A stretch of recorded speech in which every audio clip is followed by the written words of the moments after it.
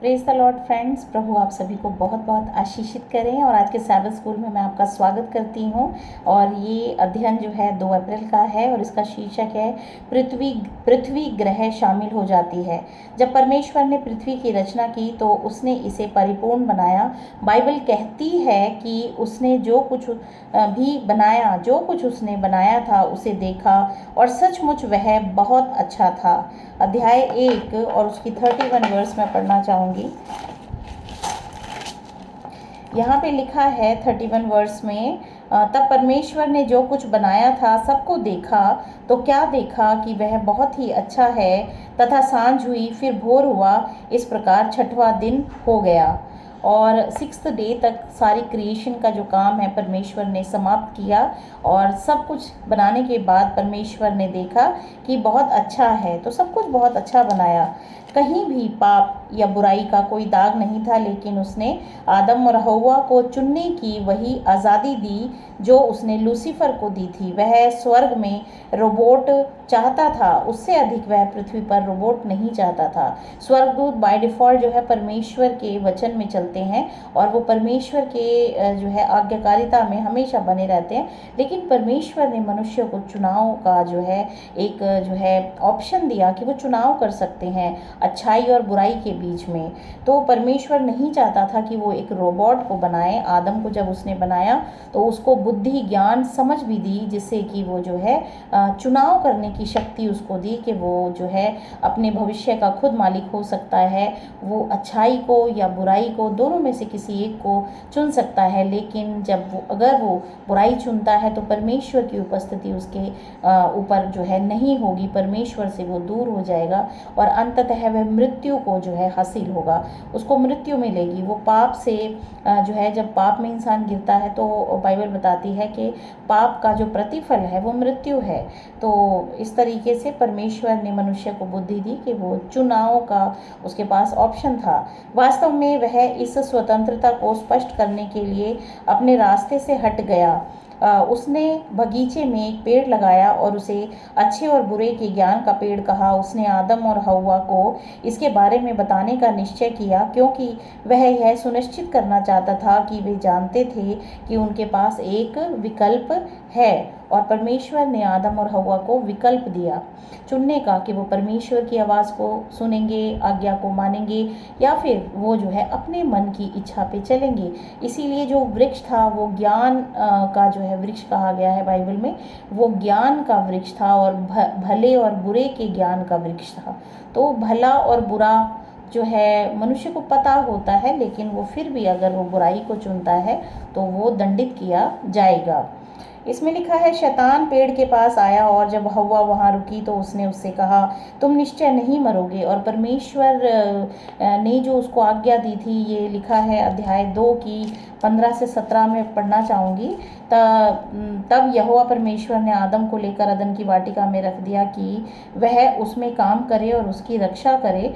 और यहोवा परमेश्वर ने आदम को यह आज्ञा दी, तो वाटिका के सब वृक्षों को जो है वृक्षों का फल बिना खटके खा सकता है, पर भले या बुरे के ज्ञान का जो वृक्ष है उसका फल तू कभी न खाना। जब उसने ये फल खाया तो उसे बुद्धि मिल गई कि भला और बुरे के बीच में वो अंतर कर सकता है, क्योंकि जिस दिन तू उसका फल खाएगा उसी दिन अवश्य मर जाएगा।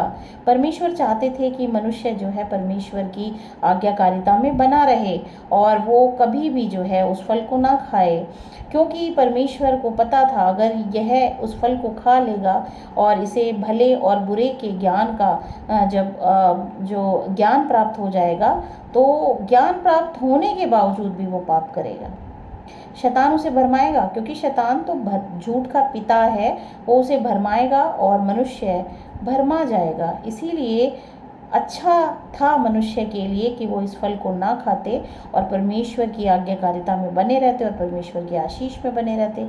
लेकिन उसने इस फल को खा के भले और बुरे का ज्ञान तो हासिल कर लिया, लेकिन अंदर से उसके हृदय में सिर्फ बुराई ही बुराई निकलती है। वो कभी भी भले का चुनाव नहीं करता, क्योंकि वो भरमाया गया है शैतान के द्वारा।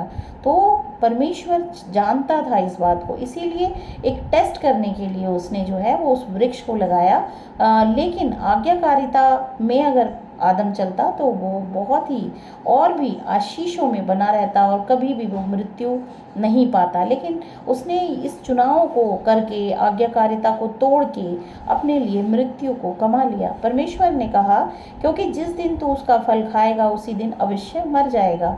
तो परमेश्वर ने पहले ही बता दिया था कि मृत्यु तुम्हें आएगी। और जब हम परमेश्वर की आज्ञाकारिता में नहीं चलते हैं तो हम पापी ठहरते हैं, क्योंकि हम आदम के वंशज हैं। तो हम जो है, जैसे आदम पापी ठहरा परमेश्वर की निगाह में, ऐसे ही हम भी पापी हैं। लेकिन प्रभु यीशु मसीह में हम जो हैं, हमारे पापों की क्षमा हमें मिलती है। तो ये एक परमेश्वर के उद्धार की योजना जो है परमेश्वर ने बनाई है, और अगर हम इसे मानते हैं तो ये हमारा भला है। परमेश्वर हमेशा हमेशा मनुष्य जाति का भला चाहता है, इसीलिए उसे कहा जाता है कि वो भला करने वाला परमेश्वर है। परमेश्वर भला है, लेकिन मनुष्य के हृदय में दुष्टता ही उत्पन्न होती है। इसलिए उत्पन्न होती है क्योंकि मनुष्य हमेशा ही जो है अपने मन की मर्जी पे चलता है, और जो उसकी मन की मर्जी है वही जो है उसके लिए जो है मृत्यु को उत्पन्न करती है, क्योंकि वो नहीं जानता उसके मन को जो है शैतान भरमाता है। जिसे वो अपनी मर्जी समझ रहा है वो उसकी मर्जी नहीं है, वो शैतान की मर्जी है। तो परमेश्वर की आज्ञाकारिता में बने रहना ही हमारे लिए सौभाग्य है, और हम इसमें बने रहें। आगे हम पढ़ते हैं, शैतान ने कहा कि तुम निश्चय नहीं मरोगे। वो भरमा दिया। कल हमने सीखा था कि लूसीफर धोखा देता है। हमेशा ही लूसीफर जब भी आपकी ज़िंदगी में कार्य करता है, कोई विचार आपके हृदय में उत्पन्न करता है, वो हमेशा धोखा देता है। और इसमें हव्वा को उसने धोखा दिया। परमेश्वर ने कहा कि तुम मर जाओगे, लेकिन शैतान ने उसके सामने क्या रखा कि तुम निश्चय ना मरोगे। बड़े कॉन्फिडेंस के साथ उसने जो है हव्वा को बोला, और हव्वा के मन में लालच आ गया, क्योंकि उसने उसके फल को देखा तो फल बहुत खूबसूरत था, देखने में मनभाऊ था, और उसे अच्छा लगा, और उसका लालच के द्वारा ही आज्ञाकारिता को उसने तोड़ दिया। उसमें लिखा है, क्योंकि परमेश्वर जानता है कि जिस दिन तुम उसमें से खाओगे उसी दिन तुम्हारी आंखें खुल जाएंगी और तुम भले बुरे का ज्ञान पाकर परमेश्वर की तुल्य हो जाओगे। उत्पत्ति अध्याय 3 और उसकी 4th और 5th वर्ष बताती है। इसमें लिखा है, तब सर्प मतलब शैतान ने स्त्री से कहा, तुम निश्चय ना मरोगे, वरन परमेश्वर आप जानता है कि जिस दिन तुम उसका फल खाओगे उसी दिन तुम्हारी आंखें खुल जाएंगी और तुम भले बुरे का ज्ञान पाकर परमेश्वर की तुल्य हो जाओगे। तो शैतान ने हव्वा को भरमा दिया और उसके हृदय में परमेश्वर होने की जो है एक इच्छा जो है उसको उत्पन्न कर दिया। जिस तरह से खुद वो चाहता था कि वो सिंहासन, परमेश्वर के सिंहासन से भी ऊपर अपना सिंहासन लगा दे, तो वही इच्छा हव्वा के हृदय में उसने उत्पन्न करी कि तुम मरोगे नहीं बल्कि परमेश्वर के समान हो जाओगे। ऐसा कभी नहीं हो सकता। परमेश्वर सिर्फ जो है एक है और उसके समान कोई नहीं हो सकता। हम जो है उसकी बनाई हुई सृष्टि हैं, तो हमें उसका आदर सम्मान करना चाहिए, उसकी आज्ञाकारिता में रहना चाहिए। यही हमारे लिए सबसे बड़ा सौभाग्य है।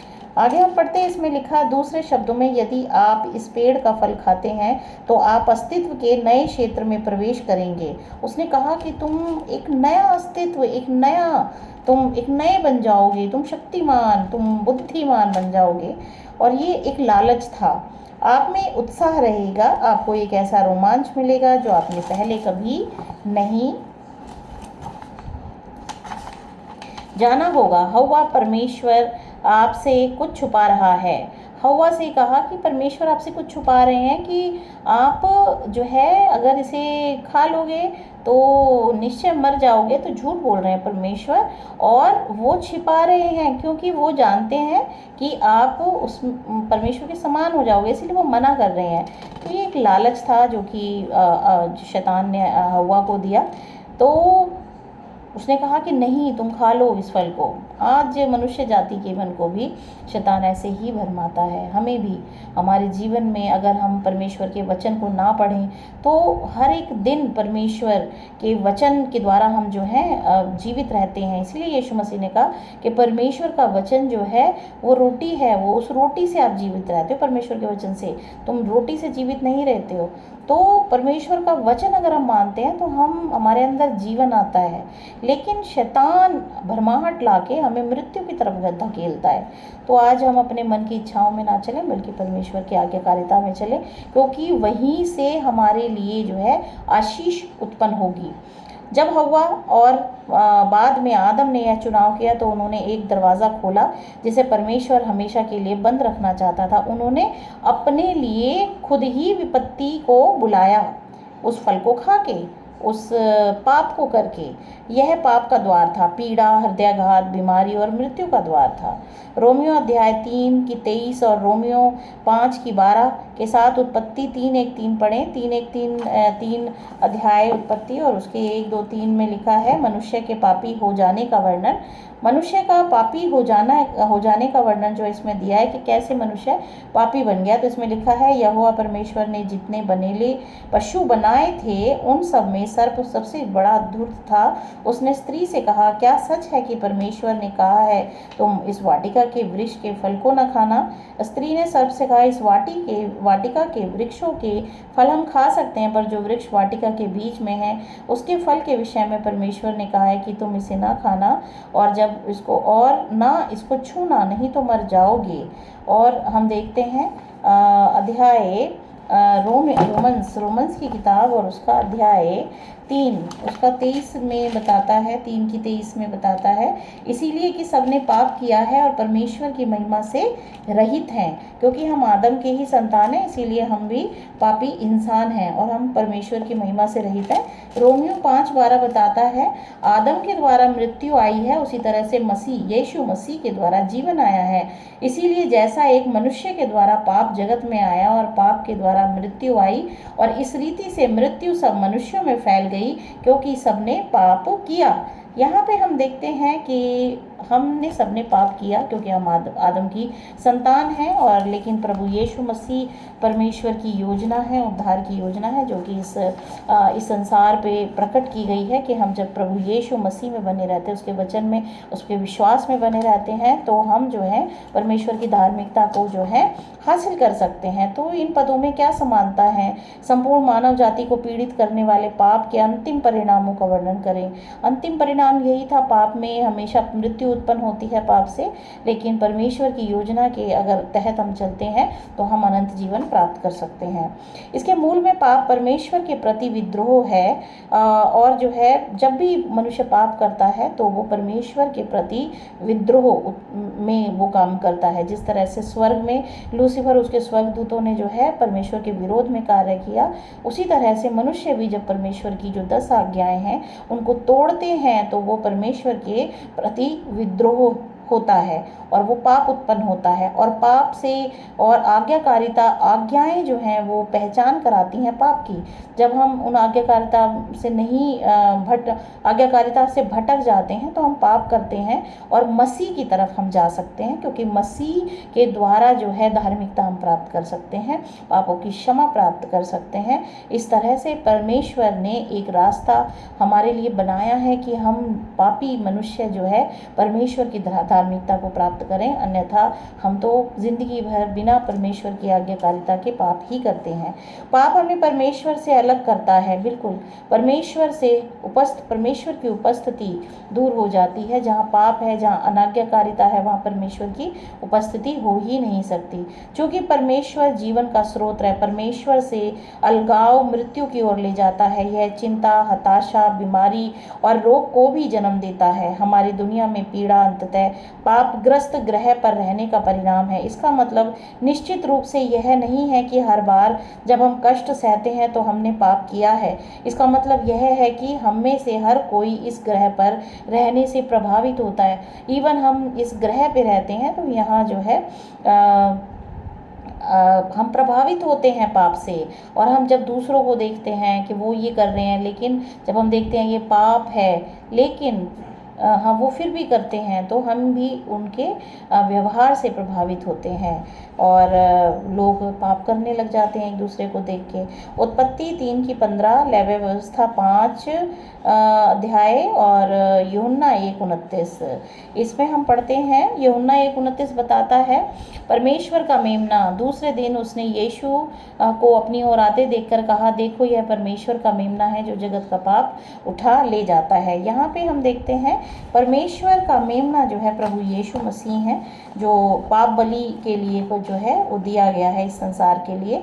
और अध्याय 5 लेवी व्यवस्था उसकी 5वीं और 6ठी वर्ष बताती है, और जब वह इन बातों में से किसी भी बात में दोषी हो, तब जिस विषय में उसने पाप किया हो वह उसको मान ले और वह यहोवा के सामने अपना दोष बलि ले आए, अर्थात उस पाप के कारण वह एक भेड़ या बकरी पाप बलि करने के लिए ले आए, तब याजक उस पाप के विषय उसके लिए प्रायश्चित करे।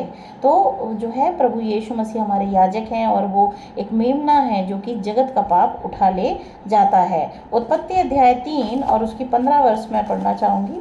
अध्याय 3 की 15 में लिखा है, और मैं तेरे और इस स्त्री के बीच में और तेरे वंश और उसके वंश के बीच में बैर उत्पन्न करूंगा, वह तेरे सिर को कुचल डालेगा और तू उसकी एड़ी को डसेगा।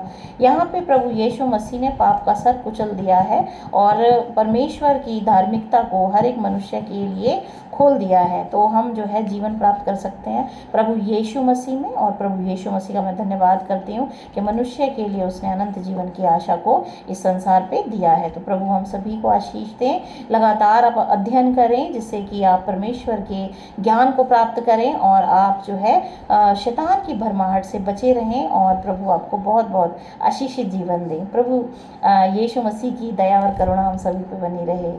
आमीन। God bless you.